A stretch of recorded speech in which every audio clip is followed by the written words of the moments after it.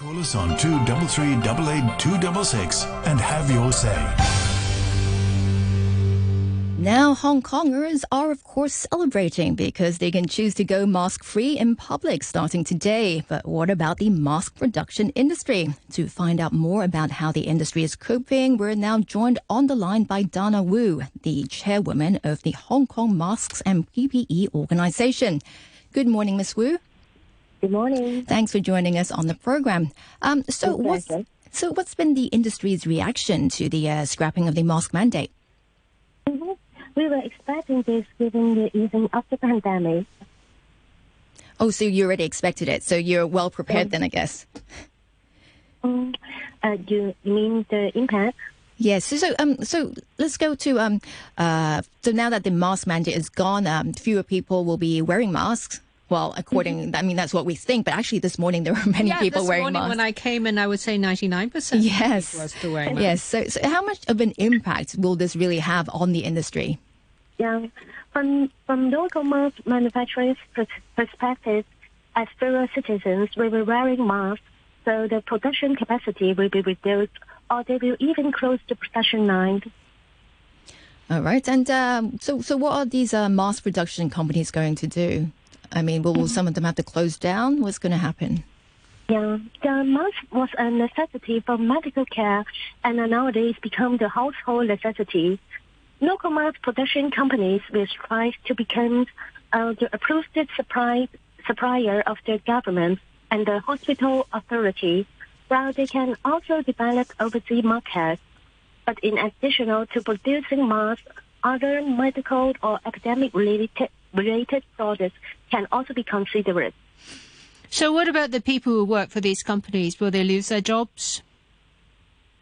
Actually, at the beginning of 2023, due to the lifting of the mask mandate, our organization understands that about a dozen of factories and 50 production lines will operating, while it is expected that only about 10 factories and 30 production lines will still be operating at the end of this year. So during the peak of 2020, we have 200 mask factories, which created around 100,000 employment opportunities. But with the leaving of the mask mandate, we believe that our industry will only have less than maybe 1,000 people employed, while the number of the other medical and epidemic preventive products-related employment will also decline. So what these 100,000 people, what did they do what was their actual job during this time? About the producers, typical, and also the sales, the retail store, shops, including stores, all about it. So 100,000 down to 1,000. So 90,000 will lose their jobs, you expect? Actually, we think at the end of this year, maybe just less than 1,000. Because, yeah, you know that. Yeah, so this is just your organization. You're expecting 90,000 people to lose their jobs. Yeah. Yeah. Okay. So, how many of these companies changed the focus of their business and managed to survive? Since the epidemic in 2022 has begun to stabilize, local manufacturers have realized the need of transformation or development of overseas market. So those pioneers who had the vision and flexibility to adapt the change of environment and continue to operate are the successful survivors. Overseas market, nobody else wearing masks overseas? When you say you changed to overseas market, but nobody else in the world is wearing masks or PPE? Oh, no, because mask actually is the medical necessity. So all in the world, we have hospital, we have government. They still need the face mask. Okay. Okay. What about the mask production companies that are still in Hong Kong? I mean, like you were talking about, I mean, they can't simply survive on producing masks right now. So what else are they doing?